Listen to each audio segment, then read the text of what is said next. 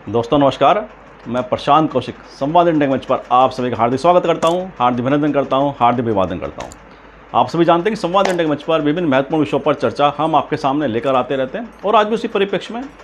देश की राजनीति से जुड़े एक बहुत ही महत्वपूर्ण विषय पर चर्चा हम आपके सामने लेकर प्रस्तुत हुए हैं। आज की हमारी चर्चा संवाद इंडिया के मंच पर कर्नाटक विधानसभा चुनाव के पश्चात जो विपक्ष की राजनीति है, क्या उसे संजीवनी मिल गई है? क्या उसकी ताकत में इजाफा हो गया है? क्या विपक्ष को कर्नाटक चुनाव के पश्चात ये एहसास हो गया है कि वे जो केंद्र सरकार है या बीजेपी है उसके खिलाफ किस तरह से वह मुद्दों पर आधारित राजनीति पर आगे बढ़ सकती है? क्या और जो सामाजिक सरोकार हैं, जो आम लोगों से जुड़े विषय हैं, जो उनके सरोकार हैं, क्या उसको लेकर वह भारतीय राजनीति में अपना दोबारा से प्रभुत्व स्थापित कर सकती है?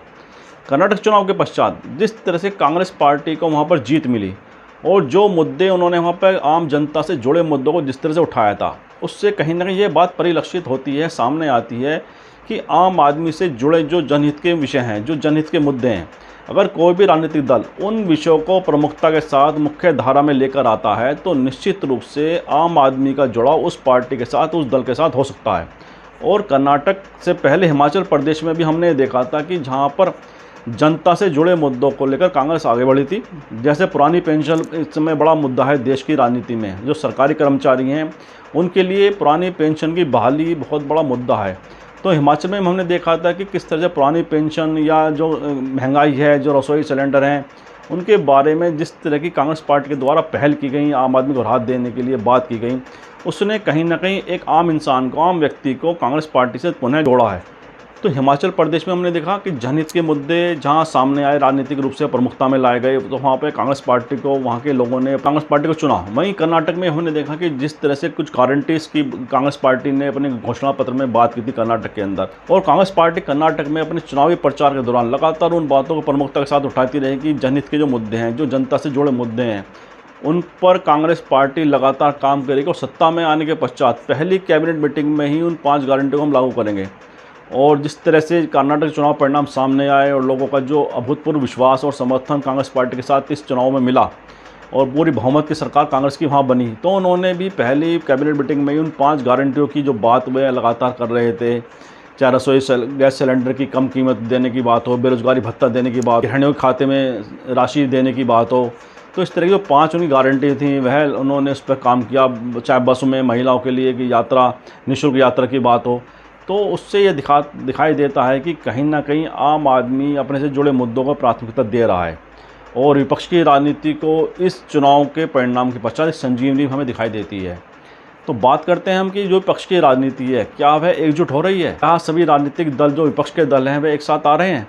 कर्नाटक विधानसभा चुनाव के पश्चात जब वहाँ नई सरकार का गठन होता है और जब सिद्धरामैया जो मुख्यमंत्री के तौर पर वहाँ शपथ लेते हैं और डी.के. शिवकुमार जो उप मुख्यमंत्री के तौर पर वहाँ शपथ लेते हैं, उस शपथ ग्रहण समारोह में विपक्ष के अन्य बहुत सारे नेता उस मंच पर वहाँ मौजूद थे, जिनमें मुख्य रूप से बिहार के मुख्यमंत्री और जनता यूनाइटेड के नेता नीतीश कुमार वहाँ उपस्थित थे, एनसीपी के नेता शरद पवार वहाँ उपस्थित थे, तेजस्वी यादव वहाँ उपस्थित थे, तमिलनाडु मुख्यमंत्री वहाँ पर स्टालिन वहाँ उपस्थित थे, मार्क्सिस्ट कम्युनिस्ट पार्टी के वहाँ नेता उपस्थित थे। तो ऐसे विभिन्न राज्यों के जो विपक्ष के नेता हैं वहाँ प्रमुख रूप से वे वहाँ उपस्थित थे और अन्य जो विपक्षी दलों की जो राजनीति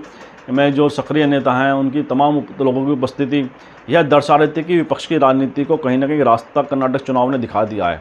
और अगर वह मुद्दे आधारित राजनीति को प्रमुखता में लाने में सफल हो जाते हैं तो निश्चित रूप से एक बीजेपी के खिलाफ है एक बड़ा मोर्चा बना सकते हैं और एक बड़े स्तर पर लोगों का कहीं ना समर्थन भी जुटा सकते हैं। लेकिन साथ ही 2 बातें और निकल के आती हैं, वह ही है कि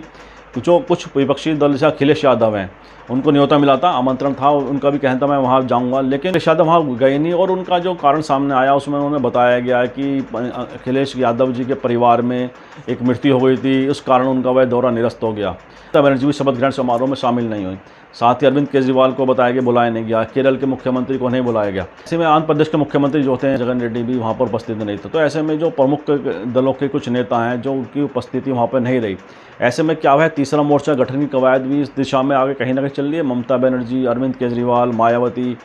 और आपके जगनमोहन रेड्डी, तेलंगाना के मुख्यमंत्री चंद्रशेखर राव,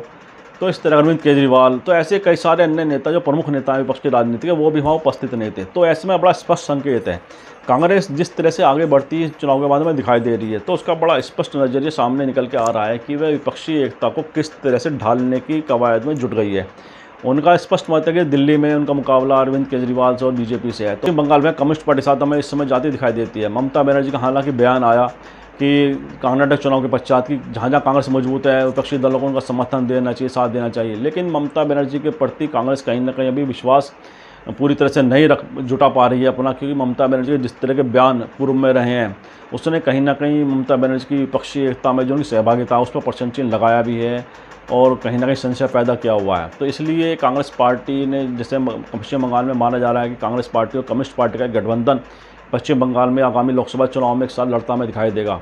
तो ऐसे में ममता बनर्जी के साथ और बीजेपी के साथ उनका मुकाबला वहाँ पर हो सकता है। लेकिन ये देखना होगा कि विपक्षी एकताओं की बात करने वाले नीतीश कुमार या शरद पवार किस तरह से जो अन्य ऐसे दल हैं जो कांग्रेस के साथ आने में भी संकोच कर रहे हैं, क्या उनको वह कहीं ना कहीं एंगेज कर सकते हैं, कहीं ना कहीं अपने साथ ला सकते हैं। ये बड़ा विषय इस समय देश की राजनीति में कौतूहल का विषय भी बना हुआ है और जिज्ञासा भी सभी लोगों के मन में है कि किस तरह से विपक्षी दल अपने आपसी मतभेद बुलाकर आपस की ईगो को हटाकर एक साथ एक मंच पर आ सकते हैं। ये बड़ा सवाल विपक्षी राजनीति के दृष्टिकोण से बना हुआ है। ऐसे महाराष्ट्र में महाविकास अघाड़ी की बात करते हैं तो उद्धव ठाकरे के प्रतिनिधि भी वहाँ पर मौजूद थे, शिवसेना के उद्धव ठाकरे शिवसेना गुट के प्रतिनिधि वहाँ पर शपथ ग्रहण समारोह में मौजूद थे। तो ये बड़ा स्पष्ट है कि महाराष्ट्र में आज की तारीख में महाविकास अघाड़ी जिसमें कांग्रेस पार्टी, एनसीपी और उद्धव ठाकरे की शिवसेना वहाँ मौजूद हैं। अगर तीनों मिलकर गठबंधन का चुनाव लड़ते हैं, गठबंधन से चुनाव लड़ते हैं महाराष्ट्र में, तो निश्चित रूप से एक बड़ा व्यापक असर और प्रभावशाली असर महाराष्ट्र की राजनीति में इन तीनों पार्टियों को हमें दिखाई देगा। इसी प्रकार बिहार में भी जनता दल यूनाइटेड और आरजेडी और कांग्रेस का गठबंधन लोकसभा चुनाव के साथ लड़ता है, जो वर्तमान में बड़ा स्पष्ट दिखाई देता है। तो उनका भी बड़ा व्यापक प्रभाव हम बिहार की राजनीति में देखेंगे और निश्चित रूप से कहीं ना कहीं प्रभावशाली स्थिति में ये गठबंधन बिहार की राजनीति में अभी आज की स्थिति में दिखाई देता है। तो इस प्रकार जिस तरह से विपक्षी राजनीति धीरे धीरे कदम आगे बढ़ा रही है, उसने कहीं ना कहीं बीजेपी के माथे पर भी चिंता की लकीरें पैदा कर दी हैं और वह भी अपने जो तर्कश में तीर है अपनी राजनीति अपना गठबंधन का विस्तार करने की तरफ उन्होंने भी लगातार ध्यान देना शुरू कर दिया है। और वो कई सारे एनडीए के जो घटक दल हैं उनसे वह लगातार अपने को जोड़े हुए भी है और लगातार कहीं ना कहीं छोटे छोटे क्षेत्रीय दल जो हैं उनसे वह संपर्क में भी है कि किस तरह से वह उनके साथ कहीं ना कहीं अपने रिश्तों को और मजबूती प्रदान कर अपने गठबंधन का विस्तार कर सकती है।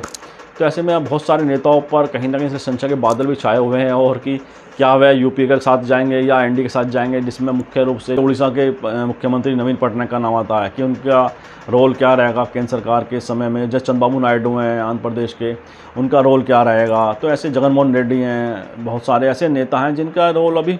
पूरी तरह से सामने नहीं आया है कि उनका आगामी लोकसभा चुनाव में एनडीए या यूपी के साथ किसके साथ उनके जा सकते हैं। इसी प्रकार ममता बनर्जी के साथ भी बहुत सारे संशय के बादल हैं। और उत्तर प्रदेश के अंदर भी बात करें तो मायावती को लेकर भी तमाम तरह की अटकलें राजनीतिक तौर पर हमेशा कायम रहती हैं कि क्या वह एनडीए के साथ जाएंगी, क्या बीजेपी की या इंडिपेंडेंट। हालांकि मायावती का बयान आया है कि वे अकेले लोकसभा चुनाव लड़ेंगे, लेकिन बात ये आती है अगर वो अकेले लोकसभा चुनाव लड़ती हैं तो उनका उसमें किसके हित साध रही हैं, क्या अपने हित साध रही हैं या बीजेपी के हित साध रही हैं या पक्ष किसके हित साध रही हैं। ये देखना, ये सवाल बड़ा एकदम राजनीतिक गलियारों में बना हुआ है, क्योंकि ये तय है कि जिस तरह से मायावती का राजनीतिक यात्रा पिछले कुछ वर्षों की रही है तो उसमें कहीं ना कहीं उन पर बड़े ऐसे आरोप लगते रहे हैं लोगों की, लगातार उनकी कुछ बातों को लेकर आलोचना की जाती है कि वे अपने जो उनकी कार्यशैली है, जो उनकी राजनीति है, वह कहीं ना कहीं बीजेपी को फ़ायदा पहुंचाने वाली पिछले कुछ सालों में रही है। तो ऐसे में अगर वो अकेले चुनाव लड़ती हैं तो ये सवाल फिर बड़े बनकर उनके सामने समक्ष खड़े हो जाएंगे कि क्या वे विपक्ष की एकता की राजनीति की बात कर को नुकसान पहुँचा रही हैं, क्या उनका स्टैंड। तो इसको लेकर बड़े सब एक सवाल मायावती की राजनीति को लेकर बराबर पूछे भी जा रहे हैं और लगातार कहे भी जा रहे हैं। इसलिए मायावती की राजनीति को लेकर भी तमाम तरह के संशय हैं और लगातार, लेकिन जैसा उन्होंने कहा है कि वे अकेले लोकसभा चुनाव लड़ेंगे, उससे बड़ा स्पष्ट उन्होंने कुछ संकेत जरूर दिए हैं। लेकिन राजनीति में सब कुछ संभव है, कब क्या बदल जाए, कब क्या तस्वीर बदल जाए, कुछ कहा नहीं जा सकता। तो सवालों के जो जवाब हैं वो तो भविष्य में मिलेंगे। लेकिन बात ये आती है कि जिस तरह से खाका खींचे जा रहा है विपक्ष की राजनीति का, लगातार नीतीश कुमार सक्रिय होकर विपक्ष के नेताओं के साथ अपनी बातें कर रहे हैं, बैठक कर रहे हैं, कहीं ना कहीं मंत्रणा कर एक निष्कर्ष पर पहुंचने की वे कवायद में जुटे हुए हैं। तो उससे ये तो तय हो गया कि विपक्षी जो इस समय वर्तमान में जो यूपीए की अगर बात करें, जो उसमें कांग्रेस मुख्य रूप से घटक दल है और जो उसमें नीतीश कुमार भी इसमें शामिल हैं, तो ये तो स्पष्ट रूप से दिखाई देता है कि यूपीए का विस्तार करने की तरफ लगातार जो यूपीए के घटक दल हैं वह अपना कहीं ना कहीं आगे कदम बढ़ा रहे हैं और विभिन्न पार्टियों के नेताओं से बात कर वह केंद्र सरकार के खिलाफ, बीजेपी के खिलाफ एक बड़ा मंच व्यापक स्तर पर तैयार करने की दिशा में काफ़ी आगे बढ़ चुके हैं। हाँ, उसके जो परिणाम है निश्चित रूप से आने वाले कुछ दिनों में, कुछ महीनों के पश्चात हमें दिखाई देंगे। और जिस तरह से कर्नाटक में विजय मिली है कांग्रेस पार्टी को, तो उसने कांग्रेस पार्टी के अंदर भी बड़ा उत्साह का संचार कर दिया है और भारत जोड़ो यात्रा के पश्चात जिस तरह से राहुल गांधी और कांग्रेस पार्टी लगातार चर्चाओं के केंद्र बनी हुई है, उसने ये बात तो बिल्कुल स्पष्ट कर दी है कि राहुल गांधी के नेतृत्व में जो कांग्रेस पार्टी ने भारत जोड़ो यात्रा को सकुशल बहुत अच्छी तरह संपन्न किया, उसके जो परिणाम हैं वह कर्नाटक विधानसभा चुनाव में बड़े स्पष्ट रूप से सामने आए। कि कर्नाटक में जिस तरह से कांग्रेस पार्टी और राहुल गांधी का प्रदर्शन जिस तरह भारत जोड़ो यात्रा के अंदर दिखाई दिया था, उससे जो वहाँ के लोगों का समर्थन राहुल गांधी के साथ यात्रा में चलता हुआ दिखाई दिया था, उससे एक विश्वास तो पैदा हुआ था पार्टी के अंदर। और मल्लिकार्जुन खड़गे के अध्यक्ष बनने के बाद जिस तरह से हिमाचल प्रदेश और कर्नाटक के अंदर कांग्रेस पार्टी की जीत हुई है,